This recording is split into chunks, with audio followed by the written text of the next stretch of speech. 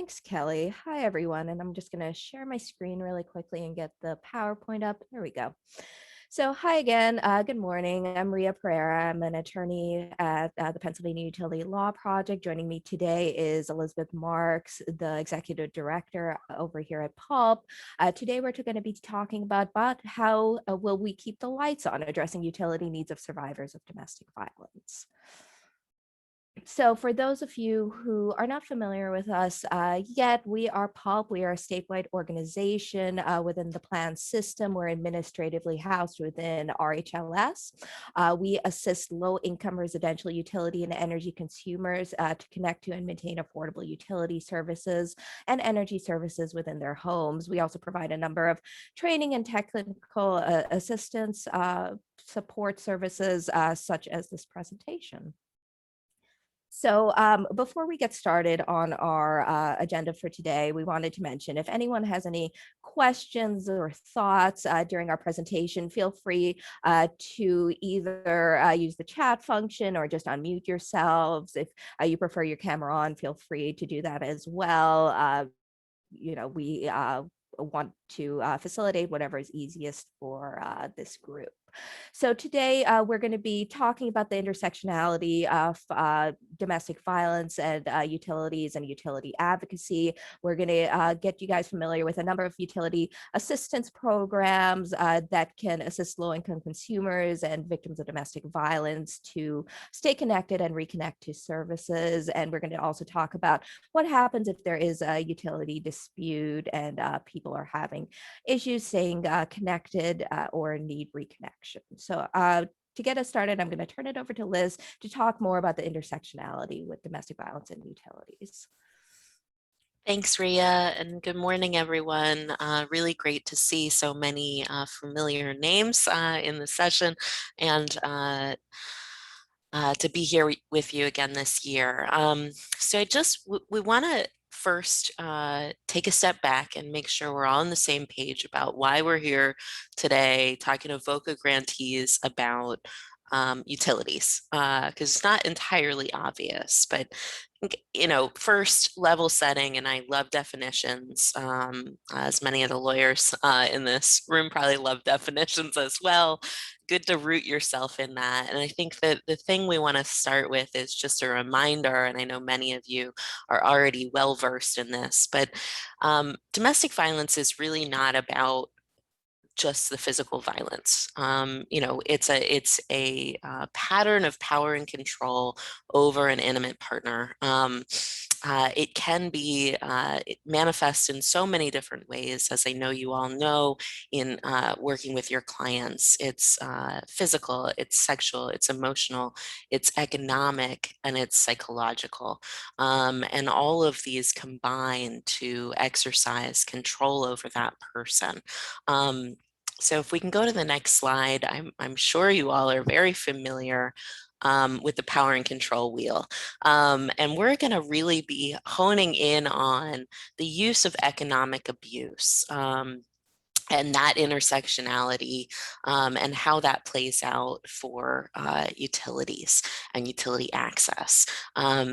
If we can go to the next slide, I'm going pretty quickly here, but I think, really what we're talking about today is going to be the economic abuse aspect, which can be a really powerful barrier for survivors to be able to break free from an abusive relationship, because without the economic means, you can't be successful at establishing a new home. So, all of the different kinds of economic abuse, it may manifest in opening or abusing somebody's credit, bouncing checks, in the workplace, stalking them at work so they can't hold a job, right? It's always, sorry, Liz, but we just can't have that here at this workplace. Causing the person to be late all the time, sabotaging them with the pandemic, interfering with their ability to log into work from home, refusing child support, of course, housing, right, and the interference with lease provisions. In that is, of course, the interference with utilities, right? So it's either not allowing the survivor to access any information about the household finances. They may be very behind. They may force the survivor to put the bill in her name and then, not give her the resources or allow her access to the resources to pay it, not allowing her to sign up for assistance, all of those different types of ways of controlling. Can we go to the next slide? So we're here to talk about that intersection of DV and utilities within that economic abuse context. And really it's about easing the transitional barriers, because if you know how to navigate the utility system, you can help a survivor to be able to access utilities and set them up in their name. Really, we see when folks are in transition from, out of an abusive relationship or in between, there's all kinds of safety concerns, but the ability to set up utility service is a common barrier we see over and over and over again, where you can't get new housing, right? You can't set up service in your name until you've paid off that utility debt that you may have had nothing to do with, no control over, but it's preventing you from getting public housing, because if you have utility debt, many times you can't even, if your name comes up on the list, you can't get access to public housing or private housing. Again, if you can't get utility service turned on in your name because of existing utility debt, that's going to be a big barrier. We also regularly see issues with child custody come up when service is not able to be turned on and maintained. We've had cases where custody has been transferred to a batterer because the judge thinks it is safer for that child to be with the batterer than to be in a home without electricity or running water. So these are all really critical issues facing survivors. That we're going to unpack a bit and give you some tools to be able to help survivors when they present with utility issues. So I'm going to pass it back to Ria to take us through some of the assistance programs. Thanks, Liz. Now, before we talk about the utility-specific assistance programs, we did want to kind of give you a differentiation here between regulated and unregulated utilities. Now, regulated utilities are generally going to be those large utilities, those electric, natural gas, and water companies that are subject to the jurisdiction of the PUC, the commission. Because they are subject to the PUC, consumer complaints can be filed with the commission, and they have to follow certain regulations related to billings, collections, and terminations. And they are also required to offer assistance programs. Sometimes we call those universal service programs. On the flip side, we have these unregulated utilities. A lot of times these are going to come in the form of those municipal utilities, those electric co-ops. Because they're not under the jurisdiction of the commission, you're going to be looking at complaints filed at Court of Common Pleas. There are some standards and statutes that unregulated utilities have to follow, but by and large, there's not going to be seen a standard billing, collection, and termination kind of across the board.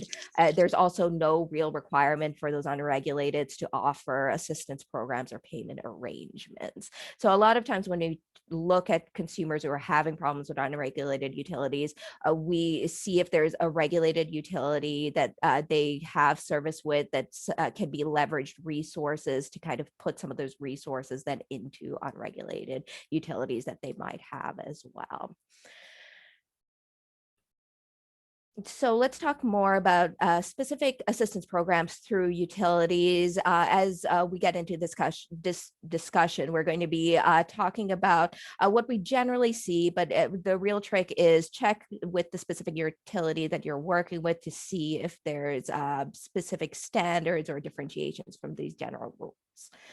So first, let's talk about the first big bucket of utility-specific assistance programs, CAPS, customer assistance programs. So CAPS offer a number of benefits, the first being discounted bills to qualifying CAP participants. So in addition to that, many, though not all, CAPS offer some form of arrearage management. And this essentially happens in the form where those pre-programmed debts, those pre-programmed arrears are frozen, and then the CAP participant, the CAP customer, can earn forgiveness over time with each full on-time payment that they make while enrolled in CAP. So general eligibility requirements, again, this is going to vary by utility, so check which utility you're working with. Income no greater than 150%. The federal poverty guidelines is one we see a lot of times across the board. A lot of utilities, or some utilities, we do see a payment troubled kind of requirement. Some of this can be potentially waivable with advocacy to the specific utility as well. With CAP, customers, CAP participants do have to verify their income. There is often a recertification requirement where periodically they do have to provide income information and household information.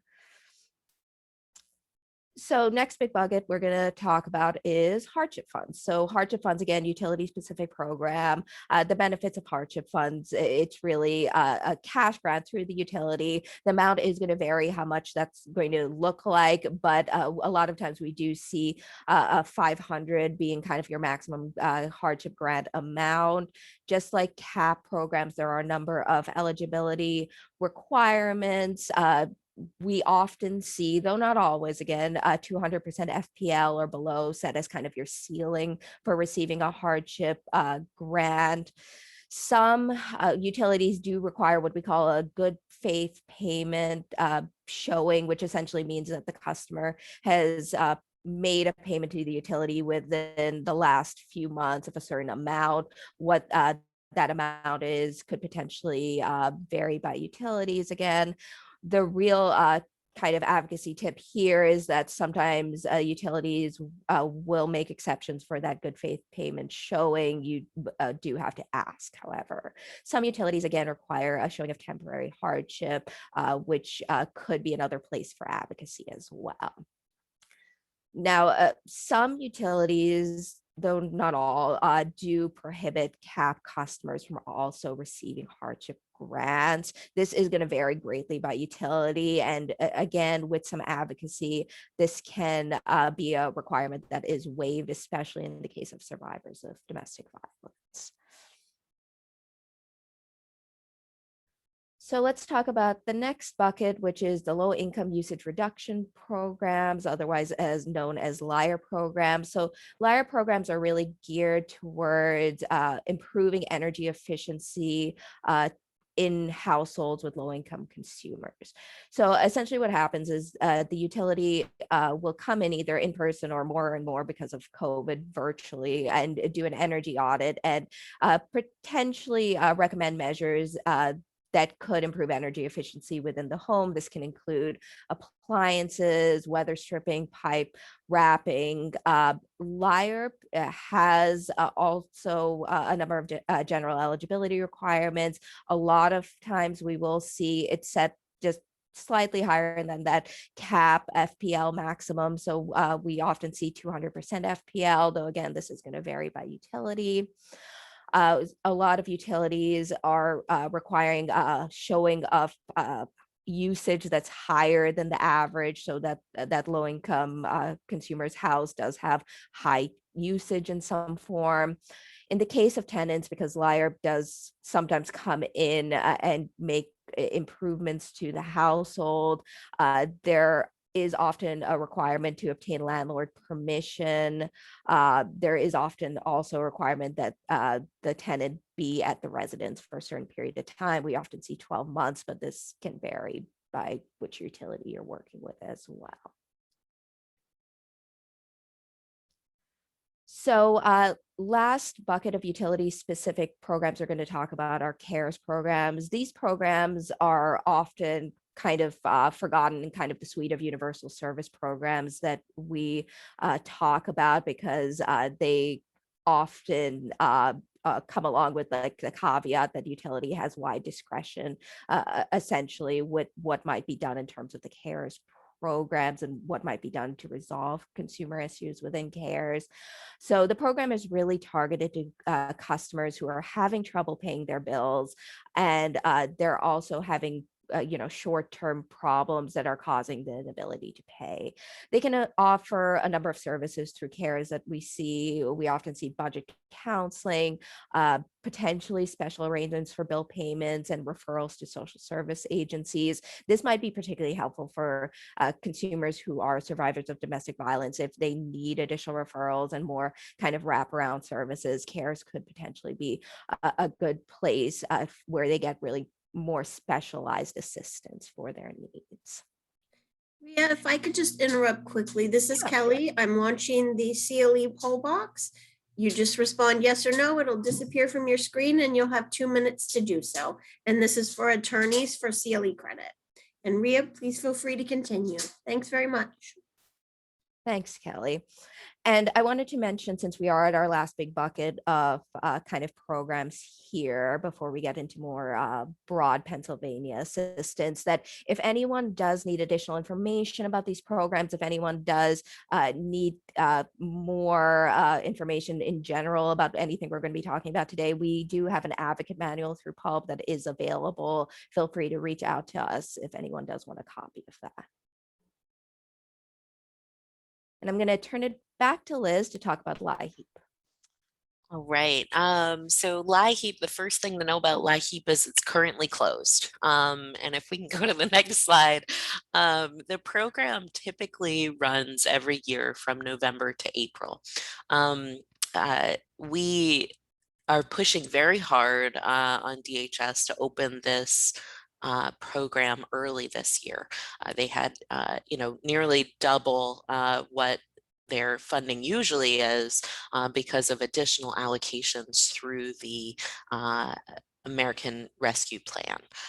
So we were hoping that they would have opened a summer program allowing new applicants to get crisis funds to avoid a termination. And we'll talk a lot about terminations in the second half of this presentation and how to avoid those.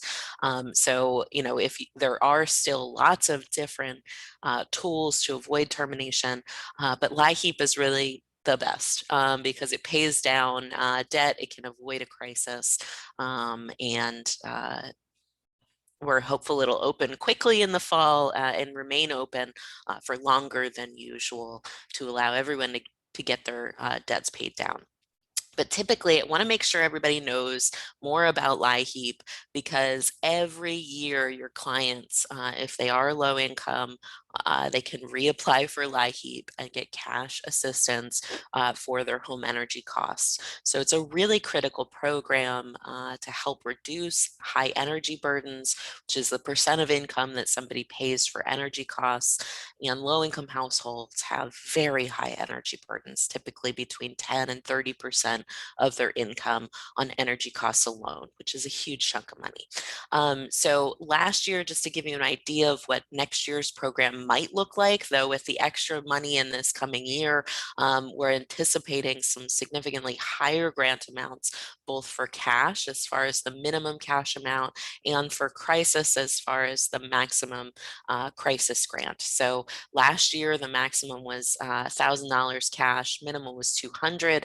The crisis was anywhere from a minimum of $25 to a maximum of $800. There is also a little known aspect of LIHEAP that's important to keep in mind should you have somebody with an inoperable heating system, because LIHEAP, when it's open, will repair or replace a broken furnace. They'll also give emergency measures if necessary in between until they can get out and fix it. But there's a pretty quick statutory turnaround for them to get out and fix or replace a broken furnace. The only exception for that emergency furnace repair is if somebody moved into a house, purchased a house that had no heating system, they won't just put in a heating system. So it has to have been operable heating within the last 2 years. And they'll fix it for free.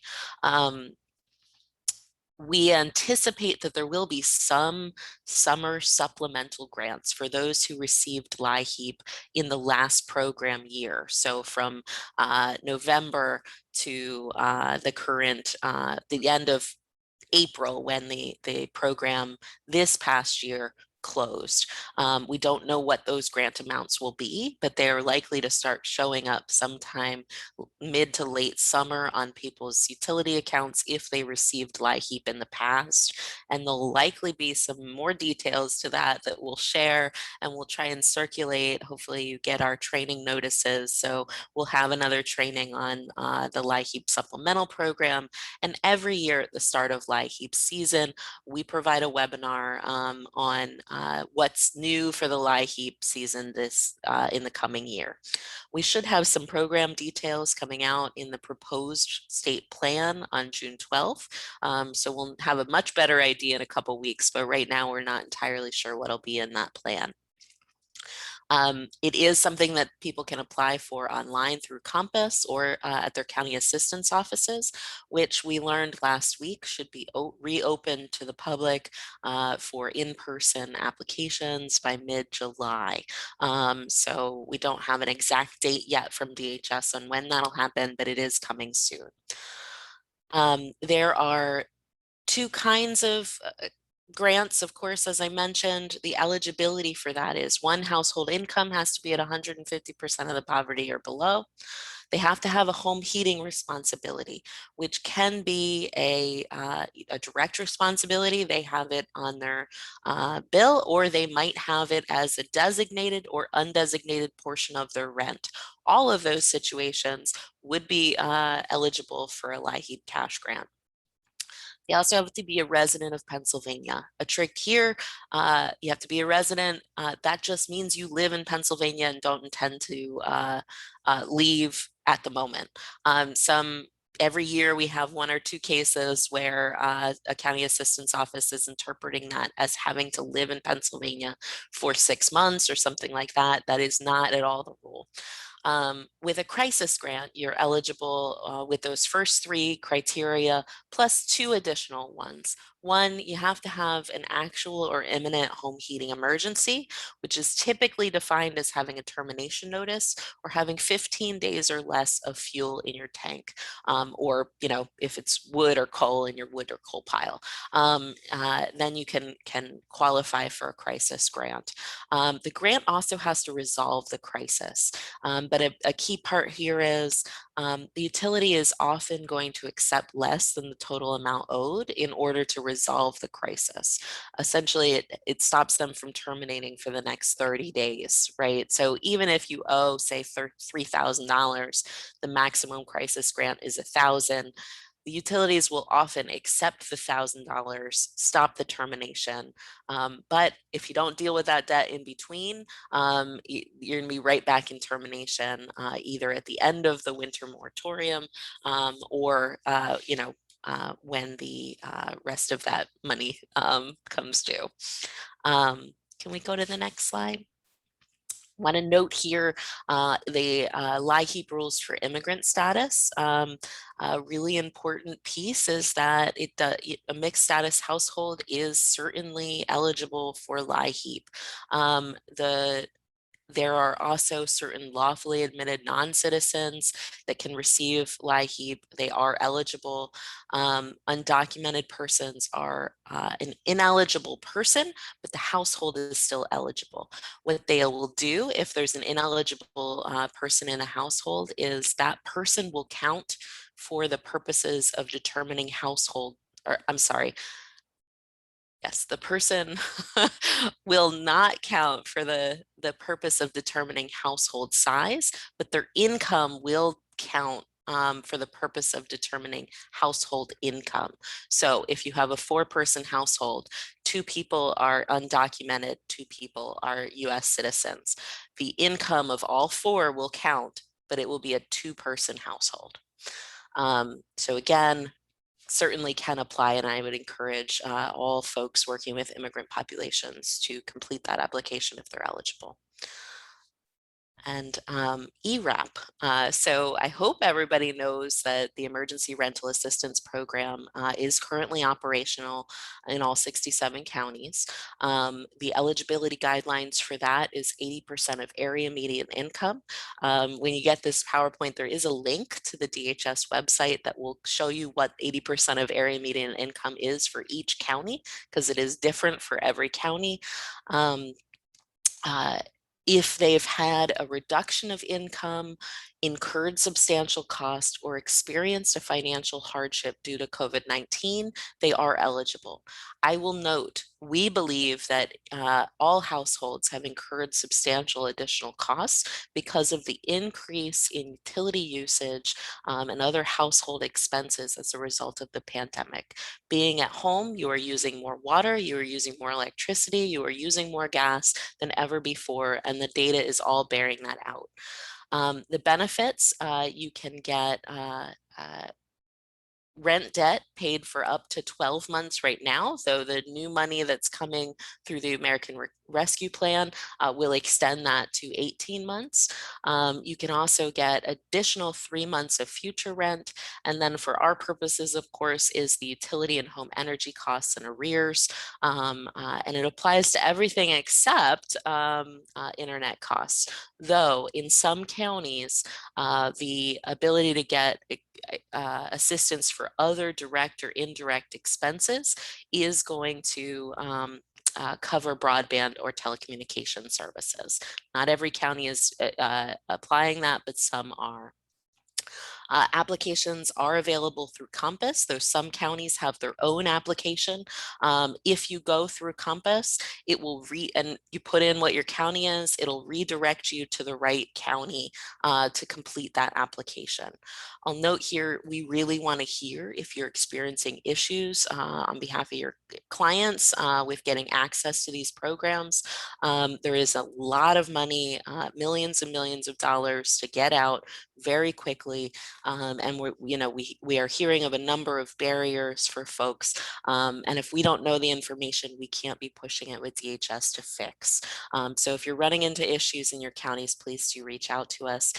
There's also a question, is the median income always calculated on a countywide level? For this program, yes. The area median income would be on the county level. There is a statewide area median income, but this program's not using that standard. And I will, with that, turn it over to Ria to get us into termination and reconnection defense. Thanks, Liz. So first, we wanted to give you guys an update on the current state of the utility moratorium in Pennsylvania. So originally in the COVID-19 pandemic, you saw a more blanket moratorium on utility terminations that was subsequently rolled back with the exception for protected customers. So at the beginning of this year, you were seeing that protected customers, so customers at or below 300% FPL, could not be terminated, assuming that they could apply for available assistance and request payment arrangements. However, as of April 1st, the prohibition on utility terminations was lifted for all customers. There are certain more flexible payment arrangement standards that the Commission has put in place temporarily. We're going to be talking about that in the next few slides. But we wanted to let you know that as of right now, utility terminations, I should say, are on the table to give you guys a scope of the problem that consumers might be facing. As of February of this year, more than 800,000 residential utility accounts were at risk of termination, and more than 850 million in regulated utility debt was reported. That's up 44% year over year. So we are seeing very concerning numbers in terms of potential utility terminations that might be on the table. So let's talk more about some common kind of things that you're going to see in terms of termination, some of the regulation requirements in terms of terminations. So most likely, if you're working with a customer, consumer, if there's termination on the table, you're going to see the reason being non-payment of an undisputed delinquent account. We're going to talk more if there is a dispute within a utility about what might be in the account, what can potentially be done later in this presentation. But just be aware there's a number of reasons that termination might occur also, including failure to comply with payment arrangement terms, failure to complete a security deposit, or failure to permit access to equipment. So certain rules of terminations, when you're seeing terminations actually occur, terminations can occur Monday through Thursday. No Friday terminations, no holiday terminations, no day before the holiday terminations. So even if there is a termination notice that might seem a little deceptive about the date, be aware of the days that terminations may actually be on the table. Because we're talking specifically about victims, survivors here, there is also a rule that a victim of domestic violence who has a PFA or other court order, and that other court order, by the way, has to have clear evidence, what we call it, of domestic violence. If there is a victim or survivor that has one of those orders, they may not be terminated for non-payment for residential service already furnished in the names of a person other than the customer. So we're going to talk a little bit more about some specific assistance and protections available for victims of domestic violence also, but this is absolutely a big one if you do have a survivor who's trying to access utility service who has debt in a third party name. So some notice requirements that utilities are required to follow, at least those bigger regulated utilities. The written notice requirement, there is a kind of a window between 10 and 60 days prior to termination that the customer must receive notice of termination. In addition to that, there is a personal contact requirement. So 3 days prior to termination, the utility must attempt some form of personal contact. This doesn't necessarily mean it has to be face-to-face. It can be by phone, it can be electronic. The kind of advocacy tip or kind of warning that we give here is that the customer might have affirmatively consented to receive this kind of notice electronically without necessarily even knowing it. Often this happens upon sign up, and you think of all the kind of things you're agreeing to when you're signing up with anything, let alone a utility, that you consent to. And the customers and consumers you're working with are no different. In addition, there is another kind of blanket protection for survivors with those PFAs, with those qualifying court orders. So for all customers, the general rule is that there has to be what we call the last knock. So immediately prior to termination, there has to be an attempted personal contact. For the general non-PFA court order population, this has to just be an attempt. However, if you have a survivor who has that PFA or other court order, if there's no personal contact accomplished, then notice has to be posted at the property, and the termination then has to be delayed for 48 hours. So the kind of advocacy tip here is that if the utility doesn't know that it is a survivor who might have one of these PFAs or other court orders, it might be beneficial if the customer does give notice if termination is on the table, or if they're worried about their utilities, that they do have a PFA or they do have a qualifying court order to the utility. So some strategies we kind of give as a list or an order of operations to advocates who are working with consumers facing termination is first look at those assistance programs we talked about. So, those CAP programs, those hardship funds, along with LIHEAP, as Liz mentioned, LIHEAP is a very strong tool during its season to help with terminations. Again, there's additional protections available for customers with PFAs or other court orders. The biggest, or one of the biggest ones, is that they cannot be charged for debt accrued in someone else's name. They can potentially also be eligible for more flexible payment arrangement terms. And as we talked about, there is an additional notice prior to termination of service.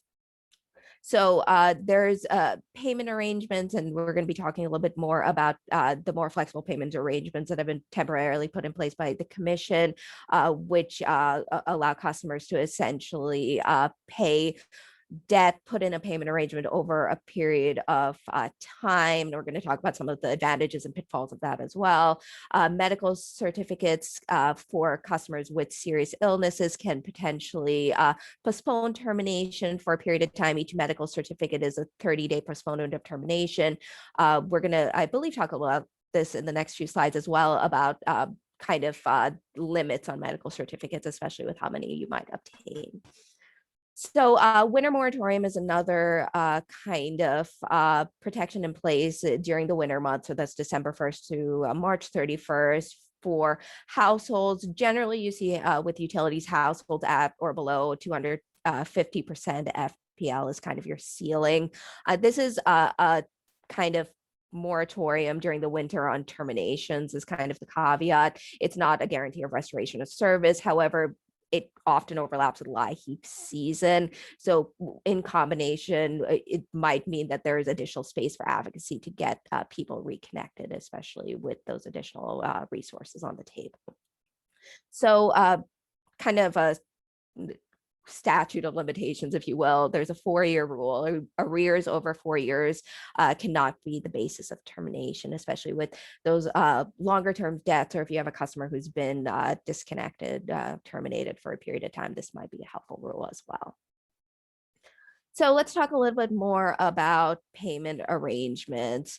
So a payment arrangement is essentially an agreement where the customer accepts liability for a debt, and then they pay that portion, whatever is put in the payment arrangement, over a period of time. So a few caveats, a few warnings here. Because the customer does have to accept liability on the debt, do not accept liability for a debt that you do not agree you owe, or the customer does not agree that they owe. This is kind of coupled with advice I'll give a little bit later about how you work with utilities if there is a dispute on the table. If it sounds a little bit counterintuitive, but if there is a payment arrangement the customer cannot afford to pay, we obviously don't recommend that the customer enter into the payment arrangement. This can, be a little bit more obvious than it is, because a lot of times what you have is customers can potentially be entering into payment arrangements over the phone through automated systems as well. They might not necessarily know that they're in payment arrangements. So it does get tricky figuring out what the customer has agreed to sometimes. So some additional information about payment arrangements. We're going to kind of parse out payment arrangements into two groups. We're going to talk about utility issued payment arrangements, and then payment arrangements that are issued through the commission. So first, let's talk about utility issued payment arrangements. Utilities generally have broad discretion to enter into reasonable payment arrangements. And consumers, on the flip side of that coin, can then negotiate better payment arrangement terms. So, as I mentioned, the commission, in rolling back its more blanket moratoria on terminations, has put in guidance that utilities must offer certain payment arrangement terms at least through the end of this year. I've listed them here for you. I'm not going to repeat them all to you, but just be aware that that 60-month payment arrangements are kind of be your cap for customers with incomes at or below 250% FPL. So let's now talk about essentially PUC issued payment arrangements. Again, these are going to be payment arrangements issued through the commission. Generally, you're going to see one payment arrangement issued through the commission. Sometimes you'll see a second one if there is a change in household income or the like. But there is a kind of warning here with commission issued payment arrangements, is that CAP customers are not generally eligible for payment arrangement debt that is accrued through CAP, but also if there is essentially a defaulted payment arrangement with the commission, you might not get one through the commission. It might also be harder to get payment arrangements subsequently through the utilities as well.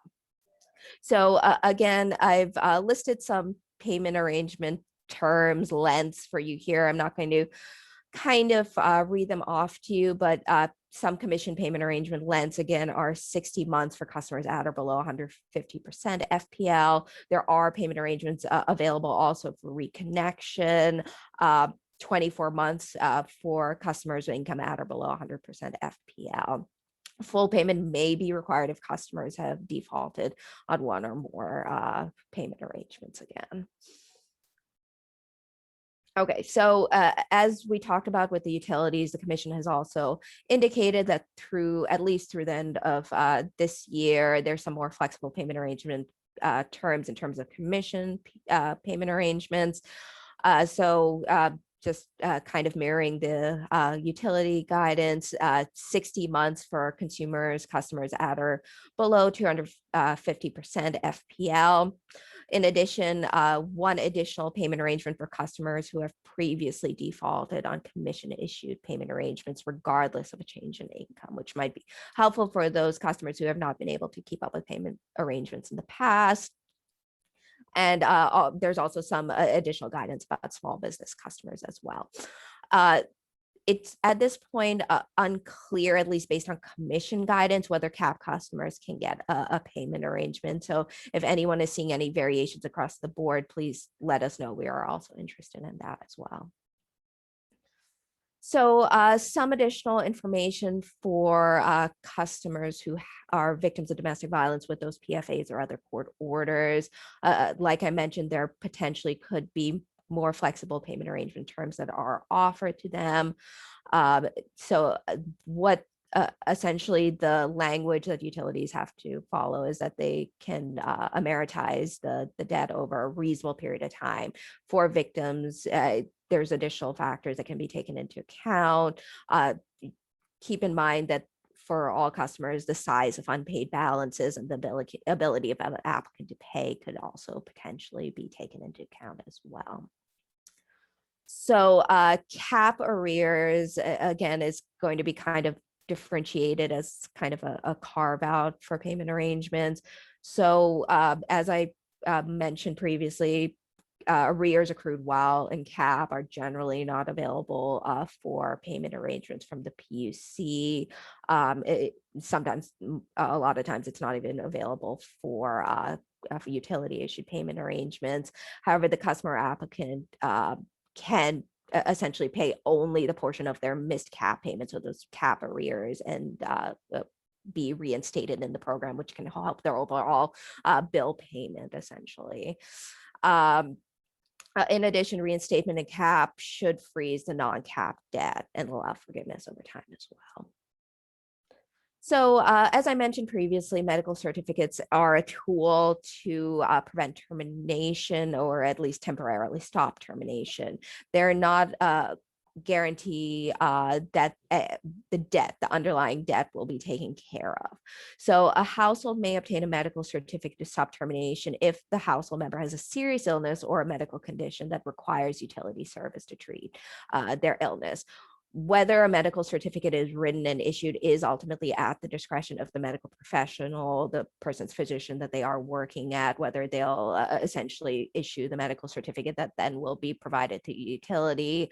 An example of a medical condition we give is an asthma that requires air conditioning in the summer. So again, medical certificates stop termination for 30 days. The customer may submit a new medical certificate every 30 days if she is paying or he is paying current charges by the due date. The customer may renew the medical certificate up to 2 times, so that's 90 days total, even if they are not paying the current charges by the due date. So I'm going to turn it back to Liz to talk more about connecting and reconnecting to service. Great. Hi again, everyone. I'm just going to touch on a couple of things. And if we can go to the next slide,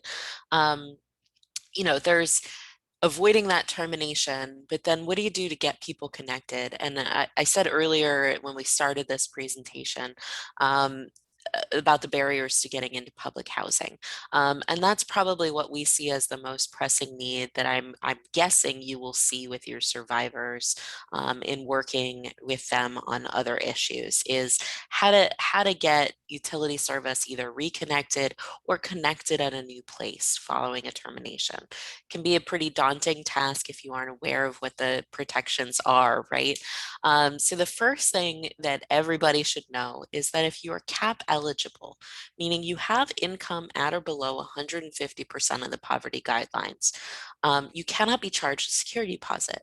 This is a huge change in policy that we won, a number of years ago, and that utilities still are charging, right? They will assess a security deposit in order to turn on service. And it is, unfortunately, usually up to the customer to say, I'm low income, I can't pay this, and they should be waiving that security deposit. There is a statutory prohibition on it. So it's not even just a regulation, we're talking about regulation and statute. No security deposits for CAP eligible customers. Doesn't mean they have to enroll in CAP, right? There are some reasons why a household may not want to enroll in CAP, particularly on the gas side, given changes in usage, but usually CAP is the best road to go because it evens out your bill throughout the year and makes it at a targeted level of affordability. So I would certainly recommend that people enroll in CAP. It's just not a requirement.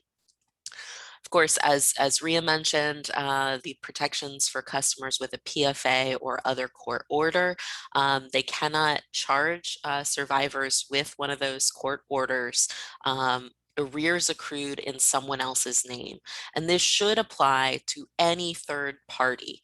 Some utilities have very narrow interpretations right now, and those, I will say, are flat wrong. The regulations provide that it's any third party debt. And so if survivor was living with the batter and the batter's brother, this is a real life case we had, right?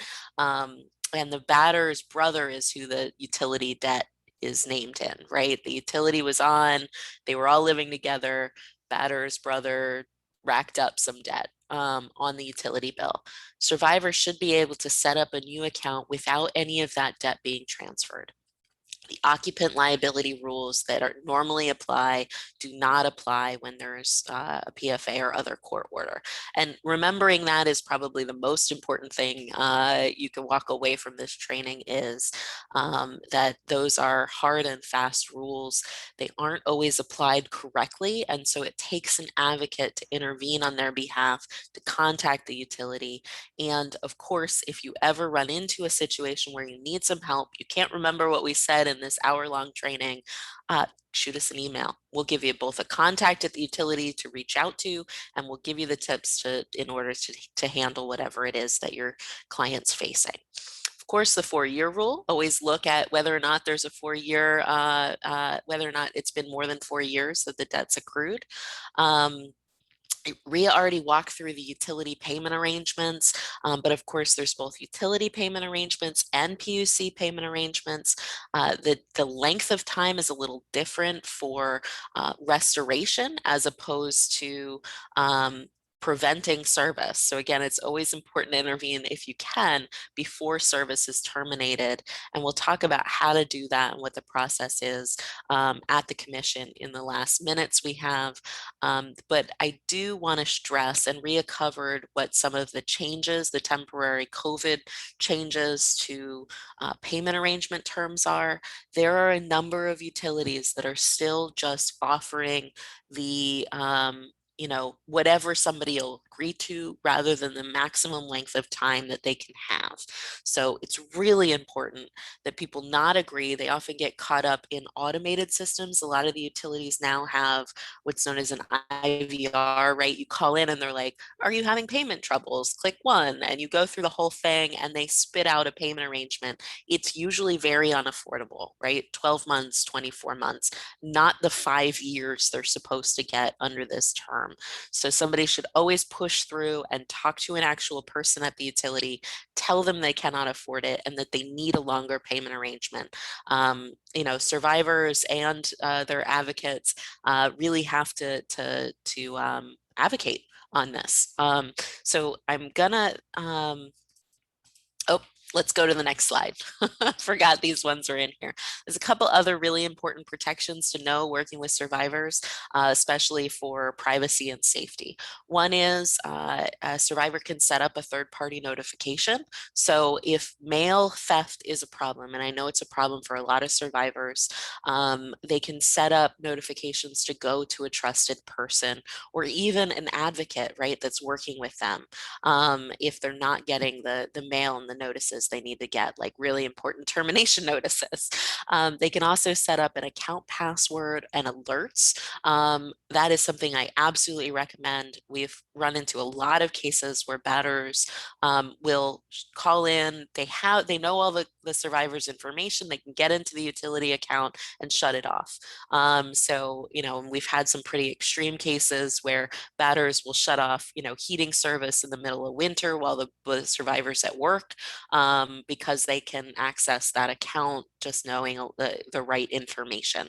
So setting up an account password is a really important piece. And let's go to the next slide. The last part that we'll mention is we talked all about utility protections, but also don't forget that there's utility relief that you can request in a PFA order, right? And so requiring the batter to maintain service in their name and to pay for that service can often, you know, especially if the debt was accrued in both of their names, right? All those protections we talked about, those special protections for victims with a PFA or some other court order showing they're a victim of domestic violence, they're not going to necessarily apply if the survivor is the named person on the account. So it may be that you need to get some other relief through the PFA process. I know that's not possible with all judges, but certainly if you're not asking, it's not going to happen. And I'll turn it back over to Ria for the last couple of minutes to take us through some of the dispute process. If I could just interrupt, this is Kelly, and I'm going to launch the second CLE poll box. This is for attorneys to get CLE credit, and the box will be up for 2 minutes. And Ria, please continue. Thank you.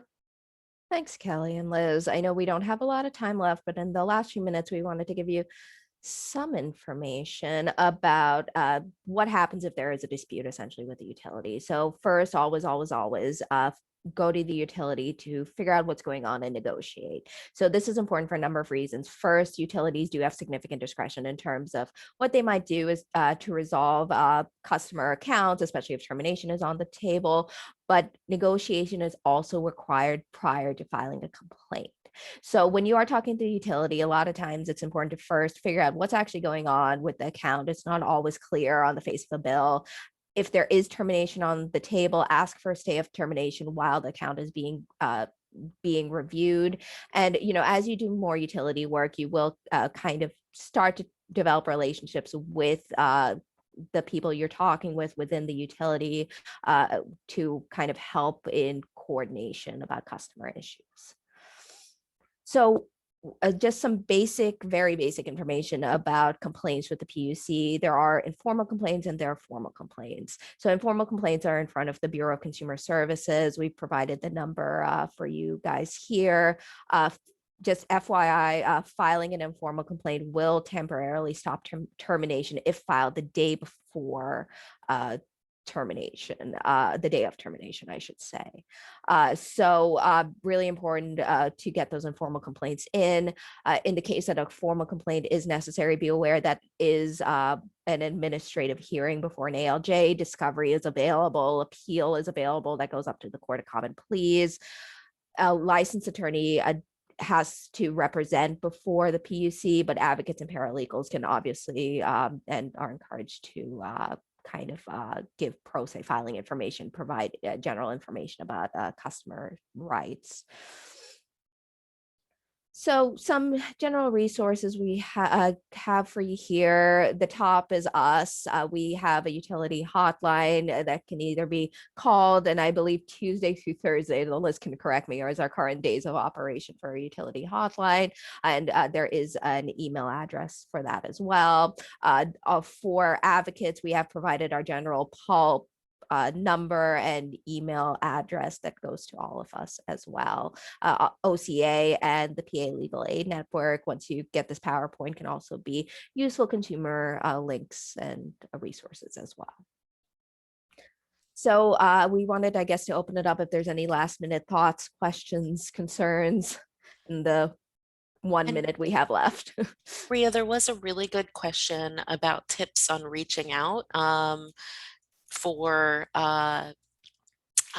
assistance at utilities other than going through the customer service line. So I answered in the chat, but if you could talk a little bit about that for the benefit of the recording, I think that's a really important thing. Absolutely. So like Liz said in the chat, we do have contacts within major utilities, which are consumer facing. And we're not able to provide a list of utility contacts, like a general one, but we can connect advocates, in-house counsel to who might be kind of the go-to person for universal services in general, that if there's a specific consumer who's having, a utility issue, we can absolutely provide some information and try to help them navigate that system. I'm not sure, Liz, if you want to add anything to that. No, I think that's exactly right. Reach out to us. We can both, give you some tips to make sure you're asking as much as the utilities say there is not magic words in order to get things. There absolutely are magic words. And so we're happy to give you that kind of technical assistance. If you reach out to our main pulp email address, which is pulp@palegalaid.net, it'll go to everybody on the team, and we will, answer your technical assistance question and provide you whatever guidance you need. There is one more question here that I want to, and I know we're a minute over, but I think it's important to answer this. From the slide, do you anticipate summer LIHEAP grants will or will not be available to folks who did or did not access LIHEAP during the most recent season?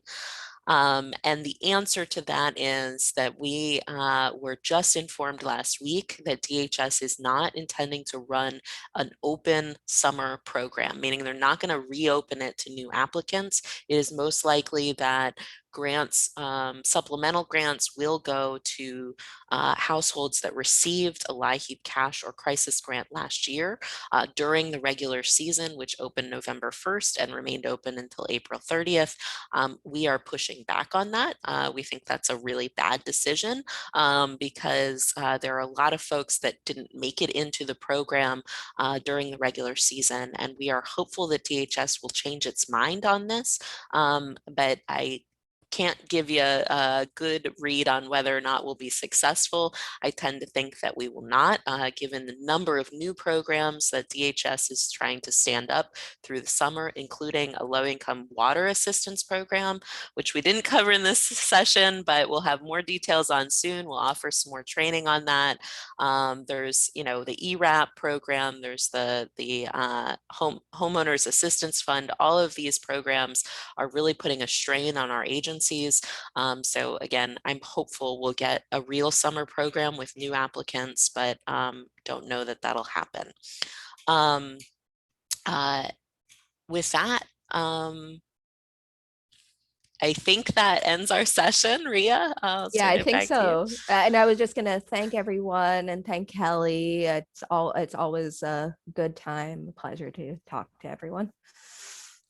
And Thanks, I'd like everyone. to thank you both for being here and sharing this information. Hopefully, for some of our advocates, at least, this was new information that they can take back and help their clients with to be a little more successful with things in their lives and get more stability. So everyone have a good day. We have a session tomorrow and the next day and the next day and the next day. Well, not weekends, but you know what I mean. So everyone have a great day and thanks for attending, and we'll see you later. Take care.